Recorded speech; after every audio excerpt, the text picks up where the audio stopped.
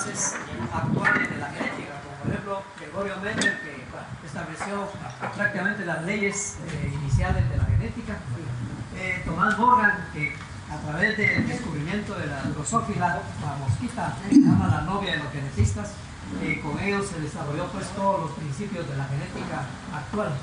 Luego James Watson, que junto con Francis Crick pues desarrollaron el modelo del ADN, que se le conoce como modelo Watson-Crick. Y luego Simmons-Brenner, que ya a finales de los 1900 propone el código genético, o sea que cómo se trasladaban las bases del ADN hacia el ARN en tripletes de nucleótidos. Y ahí es donde arranca realmente pues, la genética moderna. Y en ese sentido podemos decir cuál es la importancia de la genética actualmente. Por ejemplo, nos ayuda a explicar lo que nos hace únicos como personas. Realmente si nosotros profundizamos bastante en lo que es la genética, lo que es el ADN, lo que es el genoma, vamos a determinar que como personas tenemos una única secuencia de genes en nuestro haber. Luego explica el origen de nuestras enfermedades, sensaciones y actitudes, porque el ADN es como un programa computacional que a través del tiempo se van expresando muchas características, muchas enfermedades que inclusive uno nunca se imagina que las va a tener, ¿no? Luego contribuye al bienestar humano en general, porque a través de la genética se han venido mejorando las plantas, los animales, nosotros mismos hemos tenido pues utilidad en la genética, descubriendo pues la cura de muchas enfermedades.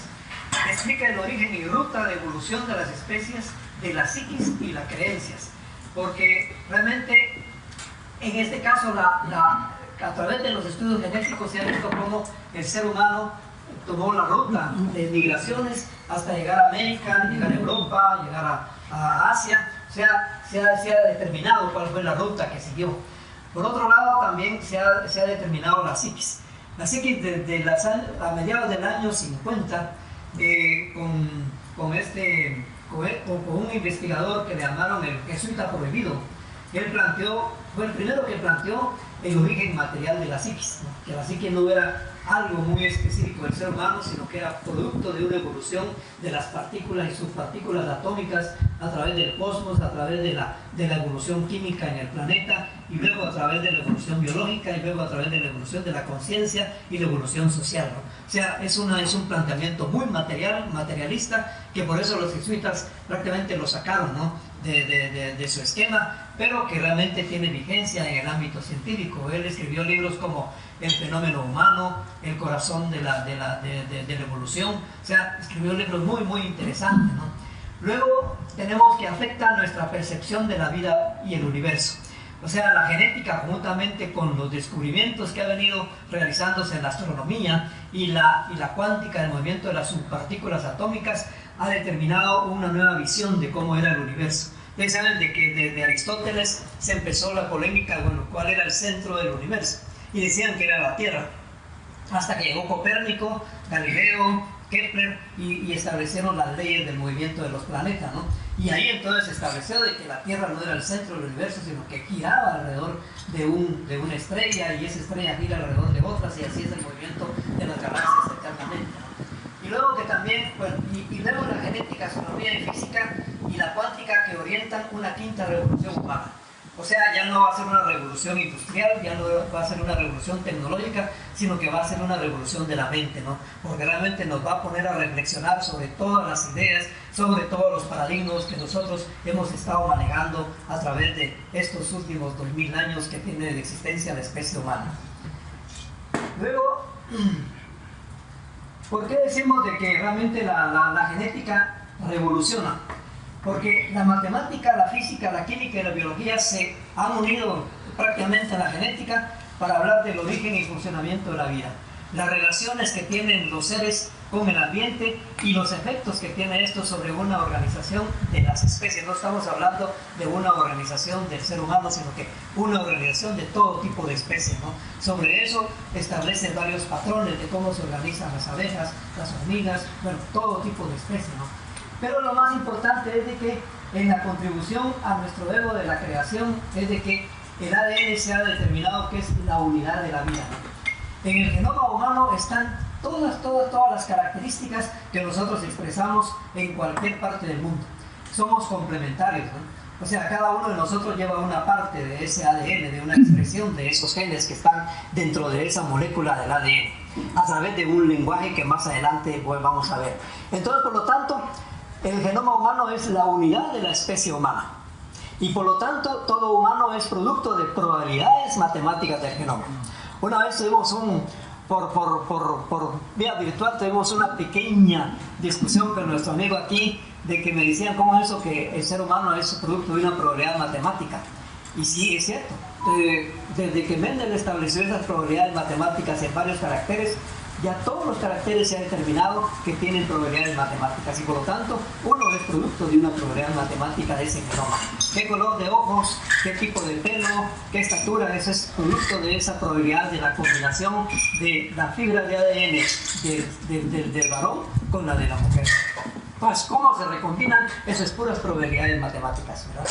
Luego dice, la población humana es la expresión de la interacción del genoma ambiente, porque cada uno de nosotros está sujeto también a factores ambientales, el ambiente físico, el ambiente intelectual, el ambiente recreativo, eso afecta sobre cómo se van expresando nuestras características. Luego también tenemos que todos somos complementos de la información genética. O sea que los caracteres físicos, inteligencias, capacidades, habilidades se complementan. ¿Qué aburrido sería que todos fuéramos mecánicos, o fuéramos intelectuales, fuéramos agrónomos, fuéramos abogados? Porque cada uno tenemos cierto tipo de inteligencias y nos es más fácil captar cierto tipo de conocimientos, de habilidades, y eso es lo que nos complementa como especie humana. Y luego entonces eso fundamenta conceptos o sea que ya esos conceptos de tolerancia, cohesión, solidaridad, igualdad, colectividad, equidad, ya no solamente son conceptos puramente sociales, sino que tienen su fundamento divinamente en la genética. Ahí precisamente se deben de fundamentar para ir avanzando, ir evolucionando en la comprensión de cómo los seres humanos tenemos que comprendernos e ir superando los modelos económicos, los modelos sociales que actualmente vivimos. Y luego entonces, por eso es que todos somos necesarios de todos. Definitivamente nadie por sí solo puede hacer muchas cosas o puede sobrevivir en este planeta. Todos dependemos de todos. Luego, ¿qué travesía ha seguido la genética para a donde estamos? Definitivamente desde que el ser humano descubre de que las plantas producen semillas y nuevamente en un nuevo ciclo que ellos llegaban a un lugar otra vez florecían, entonces se vuelven sedentarios y empieza la selección, una selección natural, empírica que venía haciendo el ser humano. Hasta que 700 años antes de Cristo en Siria y Babilonia empiezan a experimentar la polinización. Ya con los babilonios y sicilios que empezaron a demostrar los efectos de la polinización, pasaron más o menos más de 1000 años para que en 1600, 1700 se iniciara a sistematizar las técnicas de selección e hibridación. Eso fue prácticamente en plantas, ¿no? Y en 1860 se consolidan las teorías celular y la teoría sobre el origen y evolución de la especie. O sea, esas teorías dieron más fundamento a todo lo que se venía construyendo en las bases de la genética. Pero en 1900 y 1930 se consolidan precisamente los principios de la genética clásica. O sea, empiezan a descubrirse que los caracteres podían heredarse por un gen, podían depender de 2 genes, podían depender de 3 genes, que los genes tenían diferentes efectos, que tenían efecto dominante, efecto recesivo, efecto de poliploidía, efecto de alelos múltiples, efecto de alelos letales. O sea, todos los mecanismos de la herencia prácticamente se determinaron en ese periodo, ¿no? Y ya a partir entonces de 1940 1970 empieza ya la idea, bueno, ¿y cuál es realmente la base? ¿Cuál es la molécula donde está realmente pues la base de la genética? Y es cuando empiezan pues todos los experimentos químicos, físico-químicos, prácticamente ya empieza la radiación a utilizarse, y entonces empieza pues ya a determinarse, a descubrirse que existen ARNs, que existe ADN, que las proteínas dependían del ADN y la ARN, y así es como entonces empieza a surgir la genética molecular. Y en 1700 a 2000 empieza la manipulación del ADN y la secuenciación de genomas. O sea, empieza una locura por secuenciar los genomas de los ratones, los genomas de las abejas, o sea, una gran cantidad de especies que empieza a secuenciarse con las técnicas que se habían descubierto. Hasta que en el 2000 se culmina con el genoma humano. O sea, se descifra todo el genoma que era de los humanos. Y entonces a partir de los 2000 empieza entonces ya una nueva era, basado sobre este código. Ese es el lenguaje universal de la vida. En esas simples bases genéticas, o sea, son 4 bases: adenina, guanina, citosina y timina. Son las 4 bases y 4 letras que conforman todo el lenguaje de la vida. En esas 4 letras se conjugan los colores, se conjugan las formas, se conjugan las texturas de cualquier organismo en este planeta. Desde un microorganismo como el virus hasta el ser humano complejo nuestro. Todo está ahí en esas 4 bases. Y por eso últimamente el ADN empieza a ser utilizado como unidad de informática. Ya vamos a ver más adelante cómo el ADN va a revolucionar mucho la computación más adelante.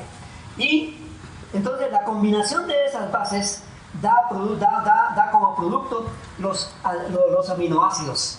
Según como sea la tabla de entrada, esa tabla de triple entrada, va dando los aminoácidos determinados que van formando las proteínas, las enzimas, las hormonas, todo lo que realmente nos conforma a nosotros y nos da la vida.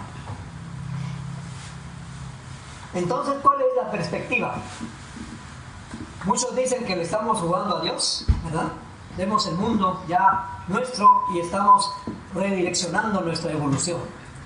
No sabemos a dónde vamos a llegar. Pero lo que sí es cierto es lo siguiente. La aplicación de avances en la biotecnología, a la medicina, a la producción agropecuaria, a lo forestal, a la industria de alimentos, a los textiles, a los servicios domésticos, todo eso tiene aplicación la genética actualmente. El uso de variedades y vegetales y razas animales mejoradas, cada vez más sofisticadas, uso de cultivos hidropónicos, la agricultura orgánica, cultivo de tejidos, cultivo de células, el manipuleo del ADN, la inducción de mutaciones, las recombinaciones se están haciendo ahora de genomas, las clonaciones de ADN, insertándole ciertos segmentos de genes para poder darles una característica muy especial a un organismo determinado, la transferencia de ADN y la construcción de bibliotecas de ADN. Existen actualmente una gran cantidad de bibliotecas de diferente tipo de origen. Y entonces aquí empieza el desarrollo de la bioinformática, el desarrollo de la proteómica, el desarrollo de la farmacogénetica y la edición genética. Aquí les pongo un código que actualmente se está utilizando mucho por muchos investigadores para descifrar genomas. El código Fontaine, pero más adelante veremos. En la bioinformática, ¿qué hace? Analiza, comprende y predice procesos biológicos con herramientas de cómputo. Todo ahora, antes nuestra investigación era en los campos, ¿no? Después vino en vitro, ahora es todo en sílico, en sílice. Allí es ahora la investigación, todo en computadora. Entonces, ¿qué se hace? Se clonan pequeños segmentos de ADN y el desciframiento de genomas de varias especies, y eso lo hacen tanto entidades públicas como entidades privadas actualmente y en diferentes países. Japón, en China, en Estados Unidos, en Europa, e inclusive en países como Costa Rica, en países como Brasil, Argentina, todo eso se está haciendo, ¿no? Y ahora la biblioteca ya no se refiere a bibliotecas de libros o bibliotecas virtuales de discos duros, sino que ahora hablamos de bibliotecas genómicas donde hay genomas completos, hablamos de bibliotecas cromosómicas donde hay cromosomas completos descifrados, bibliotecas de ADN complementarios porque el ADN tiene, además del ADN que es funcional, tiene mucho ADN complementario donde hay información que ayuda a que ciertos genes vayan variando a través del tiempo, ¿no? Luego hay sondas de rastreo de bibliotecas, hay paseos cromosómicos, hay células cibernéticas, ya se han creado células cibernéticas que van desarrollando automáticamente nuevos procesos fisiológicos o bioquímicos. Luego hay genechip o micromatrices de ADN, micromatrices de proteínas y el ADN actualmente que se está utilizando como unidad de almacenamiento. Las últimas investigaciones han demostrado que con 1 gramo de ADN se puede almacenar 215 petabytes de información. Imagínense un petabyte que es, son 1000 terabytes. Entonces todo eso es capaz el ADN, ¿por qué? Porque las 4 bases son más versátiles que el sistema de binario de 0-1, ¿no? Es mucho más versátil las 4 bases que dos números. Entonces por eso es que ya se empieza a utilizar. ¿Y qué herramientas auxiliares? El Genevan, que fue una página que se creó con una plataforma allá más o menos a finales de los 90 y inicios de los 2000, donde se incorporó todos los genomas que se habían ya descifrado en ese tiempo. Actualmente ya va caminando y existen más de 600.000 millones de datos tiene esa base de datos. Y solamente de genomas, de genes, de proteínas, de ARNs, ¿no?, que han descifrado. Tiene hardware robusto. Por ejemplo, el año pasado, más o menos en abril del año pasado, Atos desarrolló la computadora para el Centro Nacional de Desciframiento de Genomas, que tiene 44 terabytes de disco y 4.2 petabytes de memoria. O sea, es una cantidad horrible, ¿no?, de información que puede captar, ¿no? El software, que hay códigos abiertos como el GATK4, que actualmente está siendo utilizado por más de 50.000 investigadores en todo el mundo. La genética y la investigación en movimiento de partículas es la que realmente ha demostrado cómo la investigación actualmente solamente puede hacerse colectivamente en el mundo. Todo el mundo conectado a través de computadoras, intercambiando información y desarrollando nuevos modelos, nuevas teorías, nuevos principios. O sea, actualmente la investigación ya no se puede hacer por uno mismo, sino que realmente ya es en equipos internacionales. Inclusive los proyectos de investigación, por ejemplo, que nosotros manejamos, decimos, bueno, se sacan estos concursos de investigación, pero solamente cuando son 2 universidades, 3 universidades de diferentes países, ¿no? Una universidad de un país no puede optar a un proyecto de investigación, tiene que estar en sociedad con otras entidades. Luego están los algoritmos. Ustedes saben que en la robótica, el desarrollo de la robótica es a base de desarrollo de puros algoritmos. Igual, en la genética, actualmente el desarrollo de la bioinformática es a base de desarrollar puramente algoritmos, ¿no? Y en ese caso, por ejemplo, este algoritmo Fontaine, que traduce el sistema binario de cualquier información a un sistema trinario que tiene el ADN, ¿no? Entonces, es capaz entonces de recuperar la información a través de un chip de ADN que está guardado en un disco basado en sistema binario, ¿no? O sea, pues en eso se ha llegado pues a la investigación. ¿Qué utilidad tiene la bioinformática? Bueno, primero busca semejanzas de homologías entre fragmentos de ADN y segmentos disponibles de cualquier organismo en las bases de datos que existen actualmente. En Japón, en Europa, la Unión Europea tiene precisamente el Centro Europeo de Tripletes de Nucleótidos. O sea, ahí están todos los nucleótidos posibles que se han podido descifrar, ¿no? Y los tipos de proteínas que se pueden armar combinando esos tripletes, ¿no? Y esto sirve para dar pistas sobre genomas. Luego de ahí se pueden desarrollar chips a través de la bioinformática, ¿no? Y también se desarrollan nuevos sectores de la biotecnología, por ejemplo la transcriptonomía, la proteómica, que es para seguir investigando productos propiamente, proteínas que producen los segmentos de ADN o los segmentos de ARN. Y luego también tiene aplicación en la genética forense, la antropología y la evolución.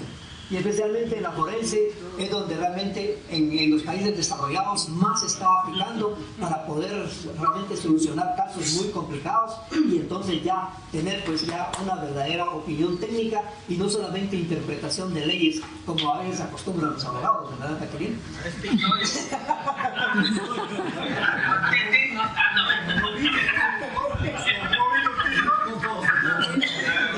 Y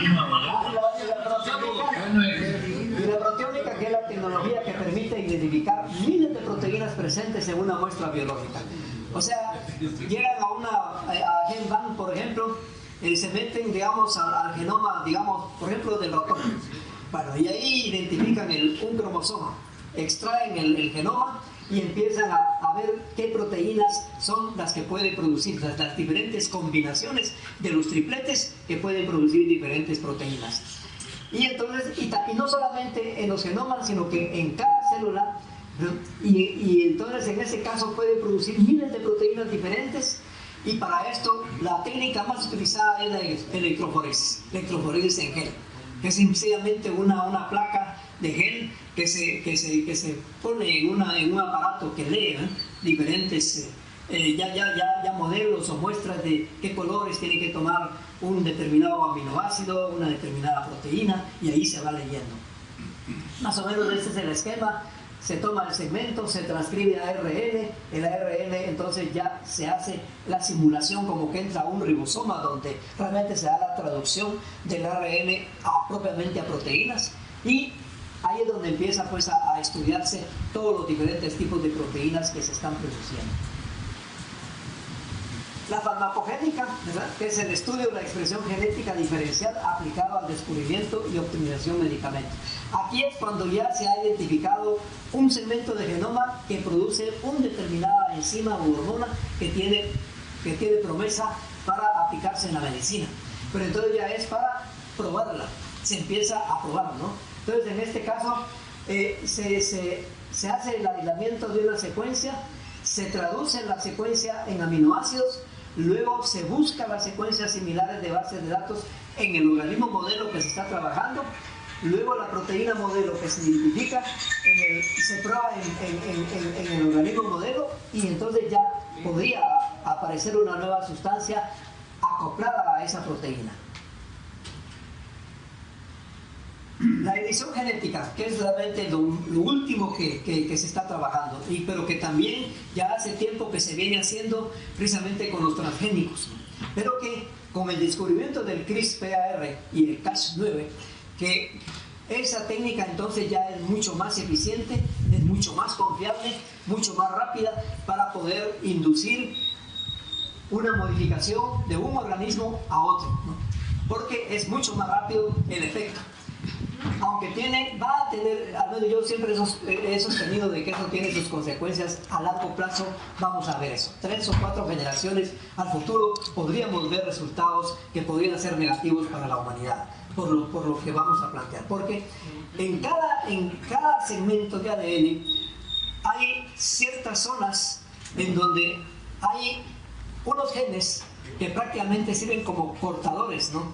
Y entonces cuando se inserta un nuevo segmento, un codón, por ejemplo, en ese segmento que nosotros queremos modificar, esos genes aledaños que están en esa zona pueden ir entonces sufriendo modificaciones por efecto del que se está insertando, del inserto, ¿no?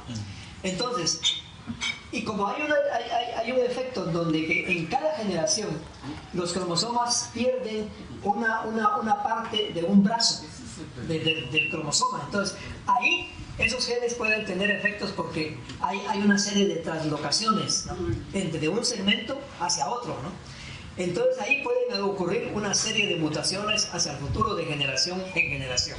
O sea, los transgénicos, es cierto, actualmente dicen que son muy seguros, pero no se sabe, no se ha analizado todavía y no se han hecho los modelos en computadora, matemáticas, que nos digan, bueno, a unas 5 generaciones, ¿qué va a ocurrir con ese cromosoma donde se hizo el inserto? ¿Qué mutaciones están ocurriendo? ¿Qué cambios están teniendo los genes sobre ese inserto? O sea, esa es realmente la incertidumbre que nos plantea esa tecnología de la edición genética, ¿no? Entonces esto se sirve para la ingeniería y la terapia genética, ¿no? Porque ya ustedes han sabido o han tenido noticias de... En China se hizo ya el primer inserto de un gen en gemelos que nacieron para modificar el problema que tenían de posibilidades de diabetes, ¿verdad? Entonces resulta de que le insertaron un gen que desarrolla una proteína que inhibe a los genes que desarrollan todas las hormonas o enzimas que son posibles causantes de diferentes tipos de cáncer, ¿no?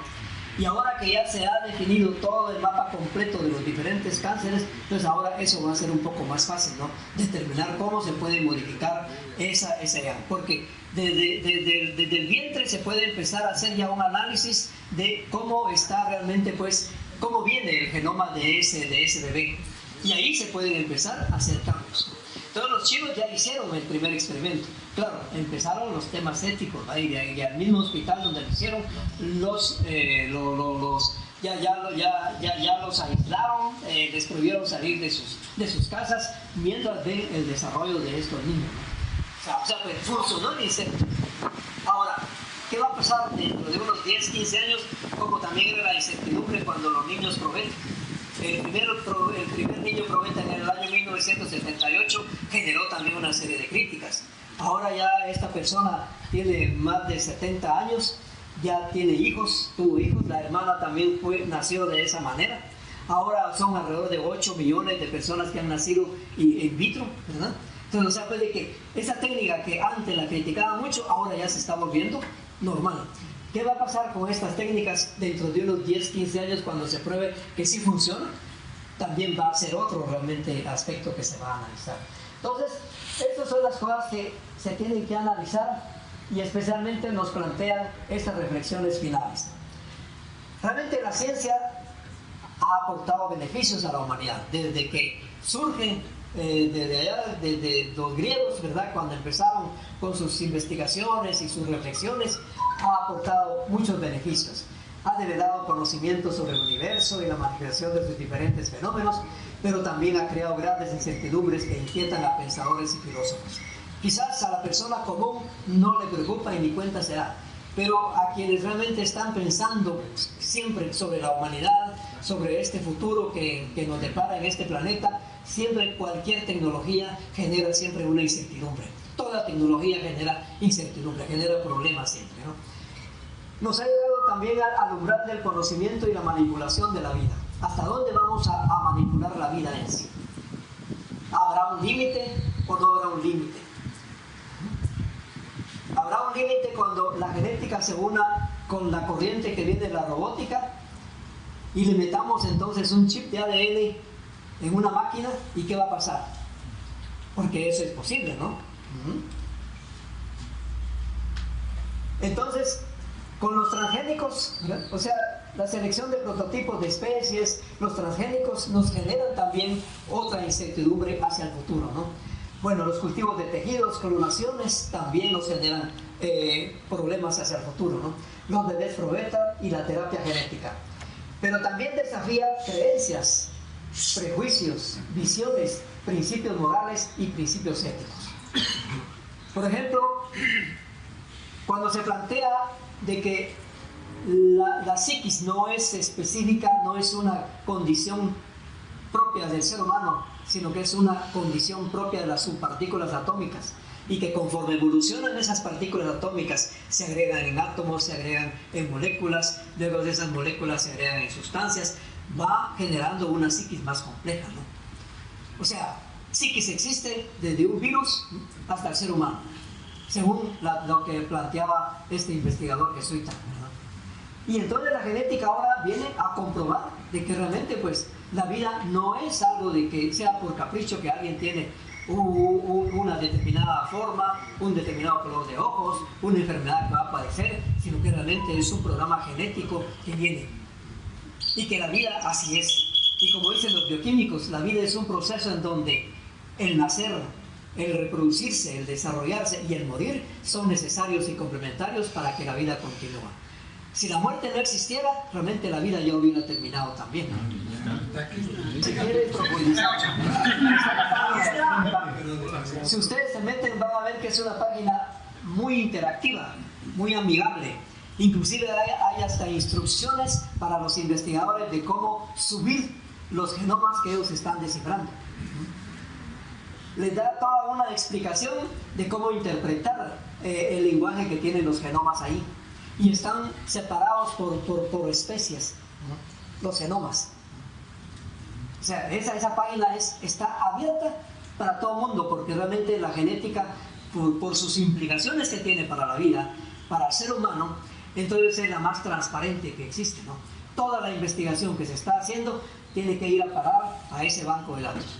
Y ese banco de datos está unido precisamente a la central europea de los trinucleótidos y a un banco japonés que secuencia proteínas y ARNs. O sea, esos tres centros están enlazados y se intercambian información día a día. Y día a día están subiendo información investigadores de todo el mundo a esa página. Cuando tengan oportunidad, escudriñenla y van a ver todo lo que ahí existe, ¿no? O sea que todo en el futuro posiblemente va a ser manipulado. ¿Quién lo va a manipular? Es el problema, ¿no? Hacia dónde oriente su mentalidad, cuáles son sus intereses, eso va a ser el gran problema futuro. Cómo podríamos decir, la colectividad global va a tener que unirse, o las Naciones Unidas va a generar una serie de instrumentos para cómo controlar a investigadores individuales o a empresarios que quieran hacer mal uso de toda esa información que se está generando. Bueno, entonces, miren, yo traje varios ejemplares de este libro, por si les interesa, entonces se los voy a dejar, ¿no? Esta fue la primera edición que sacamos, ¿no? Esta la financió el CONCYT allá por el año 2003, pero ahora la tuve que actualizar, inclusive le metí toda una serie de páginas web para que los estudiantes puedan estarse actualizando porque un libro ya a los 2 años ya está desactualizado, pero ahora ya existen entonces las páginas web de los principales centros de investigación para que la gente esté subiendo y entrando a ver qué información actual hay. Inclusive metí aplicaciones de unos juegos que ya existen para cómo aprender la genética moderna, ¿no? Cómo hacer secuencias de ADN, cómo armar tripletas y ver qué aminoácidos producen, cómo descifrar ARNs, o sea, juegos para que los muchachos se interesen en eso, ¿no? Porque la genética a veces es estéril, ¿no? Para muchos es estéril la genética. Entonces, pero ya la aplicación, la gente no se imagina las implicaciones que eso tiene para el ser humano. Así es que les agradezco la atención y la invitación.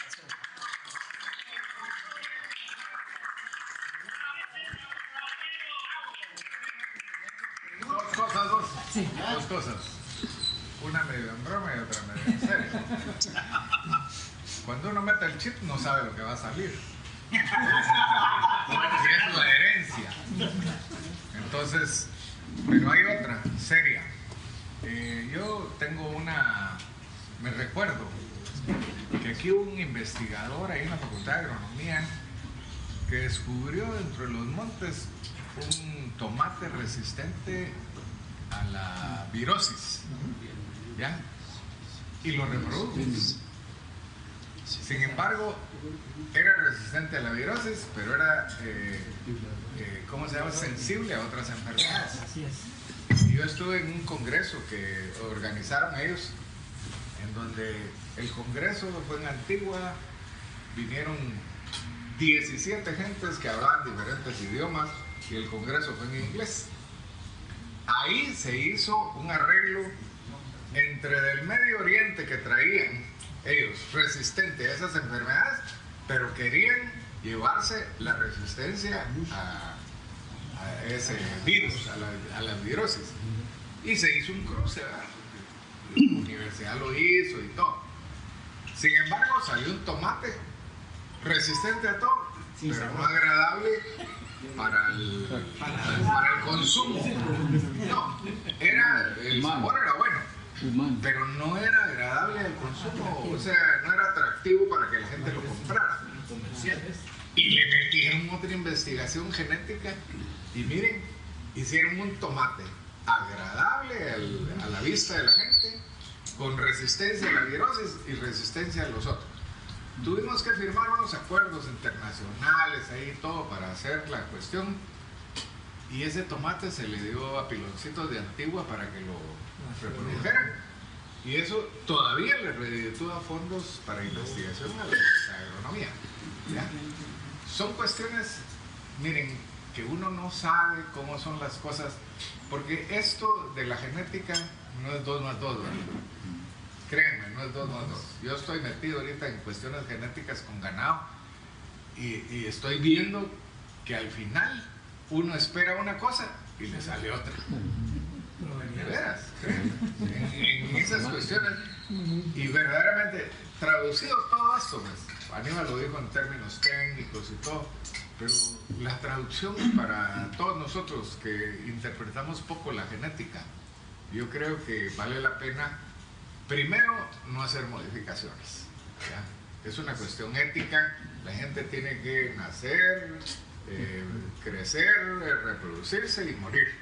Imagínense, si no se muere la gente, si no nos muriéramos algún día, este planeta, saber cuánto de población tendría, ¿no? ¿Ya?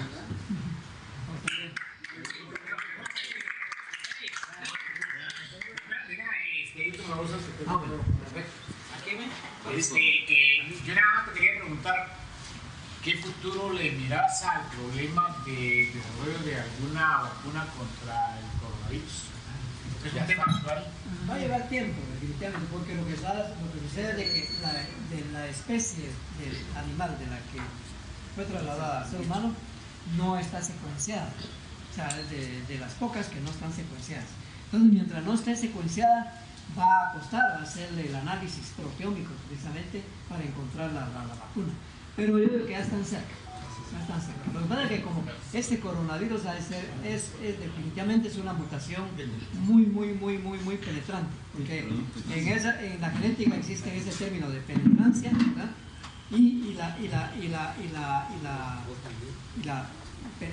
Penetrancia es más que todo el término, ¿verdad? Porque es un virus muy fuerte que entra a cualquier tipo de genoma. Ahora, lo ¿Cómo es único producto que chino? vean ustedes, el coronavirus hasta el momento lleva 2.4 de mortalidad. El SARS llegó a 10.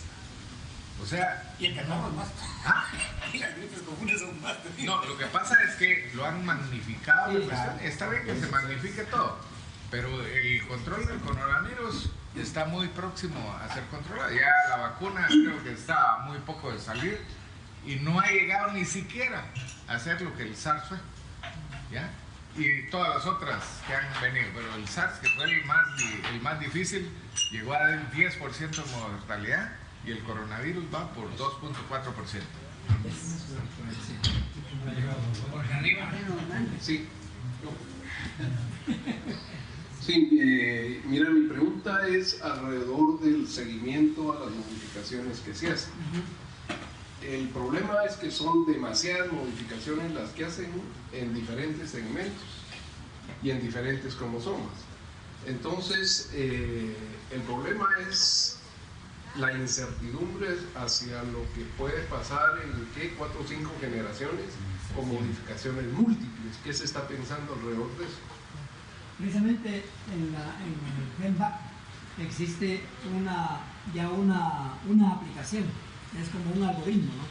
que hace algo así como un seguimiento a esas modificaciones y va a traducirse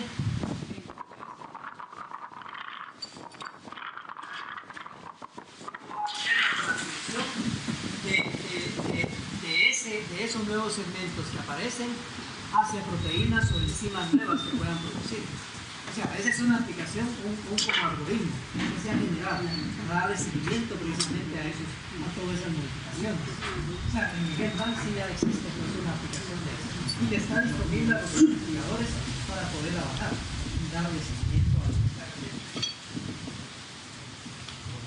Yo solo tengo esto. Yo tengo una pregunta, no es actual, ¿verdad? me he dado cuenta que muchas personas han sido, pues son afectadas, son insultadas y discriminadas, inclusivemente, mayormente son más atacadas por la religión y es la homosexualidad. Yo me recuerdo que en una clase un profesor nos dijo que la homosexualidad se debía a los genes, que había genes femeninos y masculinos y algo así. ¿Qué sabemos de eso? ¿Qué me podrías...? No es problema de genes, es problema de cromosomas. El tema es de que el fenómeno se llama poliploidía, ¿verdad? Y en la poliploidía hay poliploides y hay monoploides. Y el monoploide es cuando falta un cromosoma. O sea, nosotros tenemos 46 cromosomas, pero cuando el problema de la monoploidía, puede ver que sea una triploidía donde un cromosoma está triplicado, ¿verdad? Puede ser tetraploidía cuando un cromosoma está cuadruplicado. Entonces, especialmente los triplicados son los que dan problemas de las diferencias sexuales. En Drosophila se ha hecho investigaciones en ese campo, ¿no? Y hay diversidad de manifestaciones sexuales. Desde propiamente los homosexuales puros hasta los intermedios. Hasta hembras que son también metahembras, ¿no? Las lesbianas, todo eso tiene su origen cromosómico. Son fenómenos cromosómicos, no son genes. Pero si es, digamos, no es un vicio, no está... No, es un fenómeno natural. Eso es lo que cuesta que la sociedad entienda, que ese es un fenómeno natural, tal como nace un varón normal, puede nacer una persona con ese defecto cromosómico. Entonces es normal, no él no tiene la culpa de haber sido así. Es la probabilidad. Pero ¿puede existir la cura de eso? No, eso no. Porque yo he oído, pues, no te dicen, yo era y ahora ya dejé.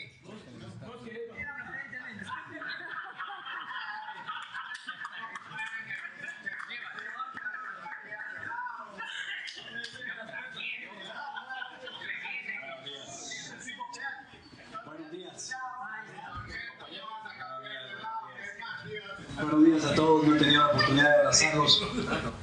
Ahora que todo se puede, y todavía se puede porque no ha entrado el virus, ¿verdad? Es un placer estar con ustedes aquí, realmente deseaba. Esto es como ir a 15 años de la hija, ¿verdad? De la primera hija. ¿A la despedida o a la bienvenida? Es bonito poder llegar. Me imagino que los que no vinieron lo sienten mucho, pero aquí estamos los que tenemos que estar. Una pregunta para Aníbal. ¿Qué hay que fumar para saber eso, pues?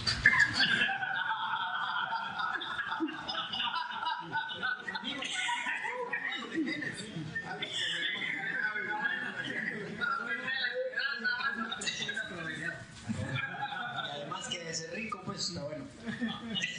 Hay que volverse pitufo. No, felicitaciones, Aníbal, se ve que ha seguido. Eso demuestra que yo cada vez me siento más orgulloso de este grupo, de esta promoción. Sale cada germen, cada personaje aquí que nos sorprende cada vez que nos reunimos, ¿verdad? Sabemos apenas por dónde anda cada quien, pero no sabemos hasta dónde ha llegado. Pero sí sabemos que no hemos terminado, que no hemos topado y que seguimos avanzando. Y yo creo que así somos todos. Yo me siento muy orgulloso porque todos siguen avanzando mental, físicamente, a pesar de la polilla que tiramos ya. Seguimos avanzando. Felicitaciones, Aníbal. No quería decir. Muchas gracias. Yo tenía me tocaba, pero yo me adelanté. No es una pregunta muy sencilla, pero que siempre el humano ha tenido pues esa incertidumbre, a pesar de que hay teorías, ¿verdad? Digamos, en el caso del origen de la vida.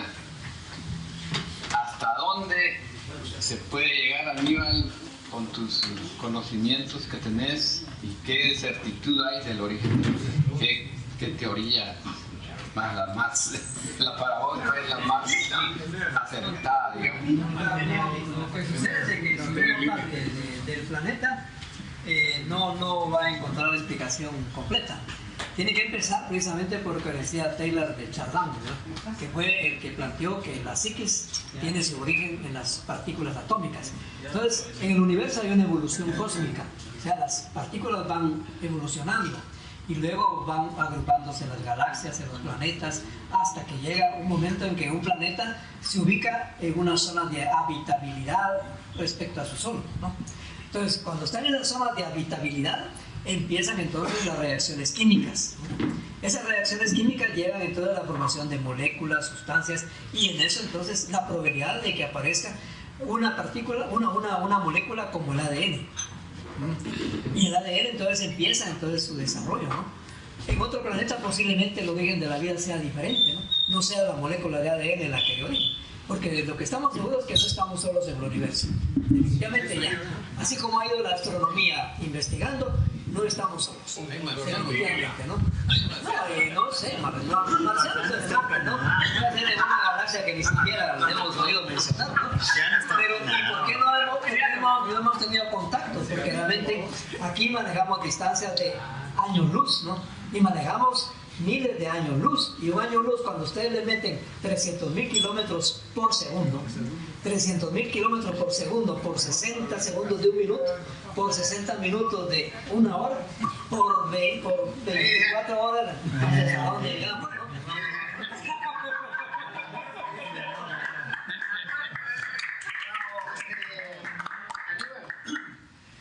No cabe duda que alguna de las ciencias que da para debates es precisamente la genética, ¿verdad?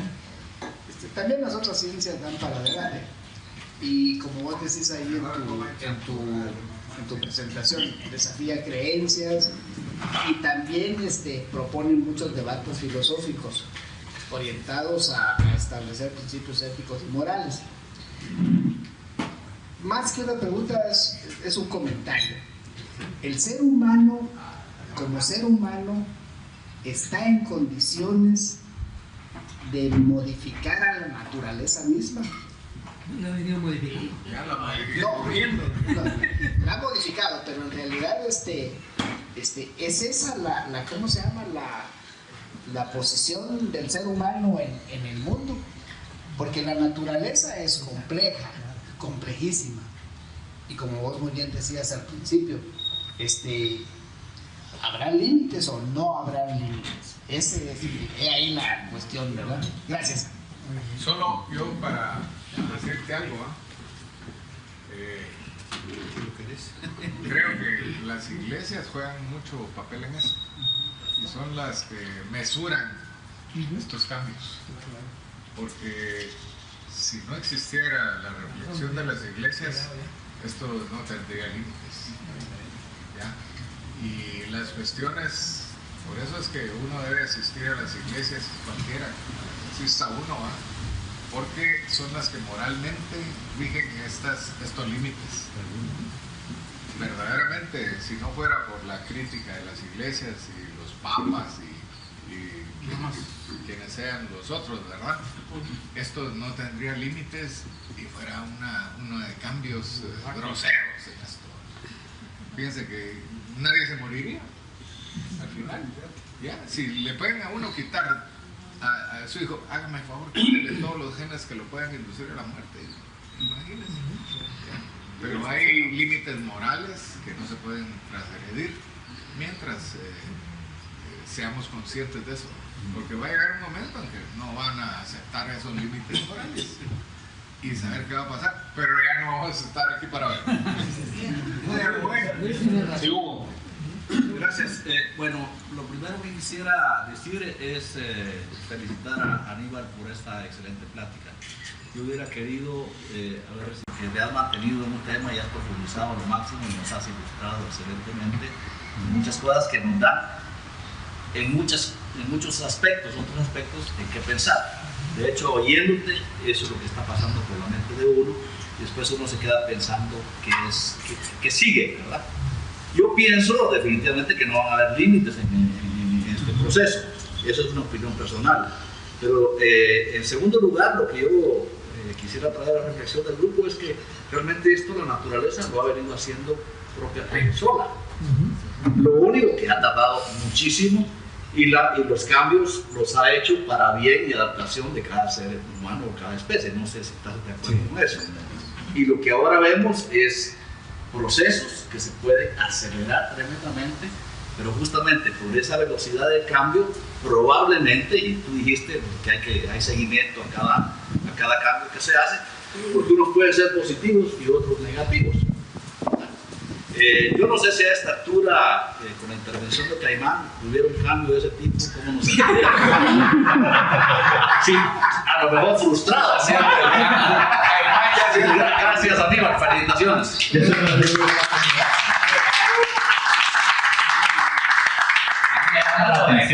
Me llama la atención de que la genética está en todas las investigaciones. Si tenés conocimiento de algunas entidades o grupos científicos que manejen los secretos también, porque nosotros conocemos lo que ya han descubierto. Por ejemplo, ¿qué país? Bueno, por ejemplo, los chinos trabajan muy en secreto. En muchas cosas trabajan en secreto. En Corea del Norte también hay muchos investigadores en secreto. O sea que ya más o menos están algunos implicados, ¿no? Y que son los que están desarrollando muchas cosas. Y como decía Luisa, la religión precisamente es la de mesura, ¿no? Cuando el ser humano da el salto de totalmente homínido a un Homo sapiens, realmente la religión surge precisamente para frenar esos instintos animales que traía de homínido, ¿no? Y la religión ha seguido desarrollando esa función de ir poniendo límites. Claro, a veces se ha equivocado por querer ser tan rígida como fue con Galileo, ¿no? Con su teoría heliocéntrica, ¿no? Pero ha servido también. Las cuestiones éticas que ha planteado siempre a la función de probetas, a las investigaciones más allá realmente de lo que es previsible, ha frenado un poco. Pero sí, la NASA, por ejemplo, no se detiene ante los cuestionamientos religiosos ni éticos. La NASA va hasta probando ya con embriones para poderlos mandar al espacio y programarlos para poder ya nacer cuando llegue al destino. Hasta ese nivel está llegando la NASA. Entonces, ¿qué cae ahí con la NASA? No, ellos están superando todo, no les importa la opinión de todo. Ellos van. Y hasta le decía yo, pero no está lejos que los Estados Unidos hayan llevado la cepa del coronavirus a China, ¿no? Con la guerra comercial que tienen, ¿no? Qué casualidad que en Irán los principales jefes iraníes ya están enfermos, ¿no? Y con Irán tienen una gran... Y a Putin le va a llegar también. No creo. Selvin tiene la palabra. ¿Qué es el? Vamos a decir felicitación de muchas gracias por culturizarnos en un tema tan escabroso como la genética. También me hizo recordar a Tatita Ramírez Bermúdez. Fíjate que dos cositas. Una fue de buena fuente. En Cabón, es famoso los trufos de Cabón, la tierra natal de Miguel Ángel Arbeca. No sé qué pudo haber pasado ahí, pero me refiero a la pregunta que hacía mi amigo Víctor Flores. Cambiado el comportamiento a alguien homosexual, ¿no? Pero eso sí, en la niñez. Algo, un brebaje. Luego también,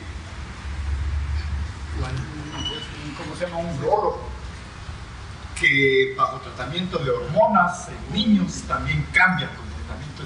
Es factible, entonces. ¿Está haciendo usted cambiar a nosotros? Ya te casaste, entonces yo creo que ya lo pasó.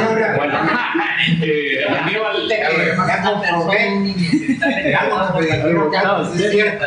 que los frascos pequeños tienen los mejores perfumes. Aníbal, realmente me trasladaste a la ciencia ficción. Fue increíble. La cabeza me dio muchas vueltas. Indudablemente se me plantearon cosas que medio que aclaraste. Por ejemplo, si yo sé que soy adulto y que tengo el gen de la diabetes, Yo no tengo el derecho de que hagan algo con la proteómica para que ese gen no se dispare. No es una decisión personal. Esto me trae a otra cuestión que levantó el director del genoma del proyecto gubernamental de los Estados Unidos del genoma humano, Francis Collins.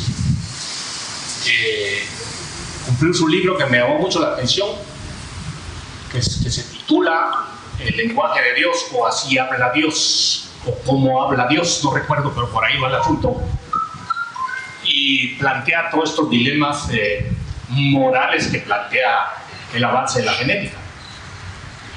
Y él desembarca en un asunto biólogos que no termino de entender. ¿Me podrías aclarar ese concepto, Aníbal? Luego de conocimiento. Ajá. El bio es conocimiento sobre la vida. O sea, que hay que tener, o sea, aquellos que tienen conocimiento sobre la vida son los que realmente deberían de estar estableciendo las pautas o reflexionando sobre las implicaciones que hay. Ok. Ok. Sí. Yo solamente quiero decirle que ya tenemos un científico en la promoción y que no te olvides que Dios te dé esa inteligencia y esa sabiduría. Muchas gracias, Aníbal. Un fuerte aplauso para acompañarme. Definitivamente muy experto en el tema.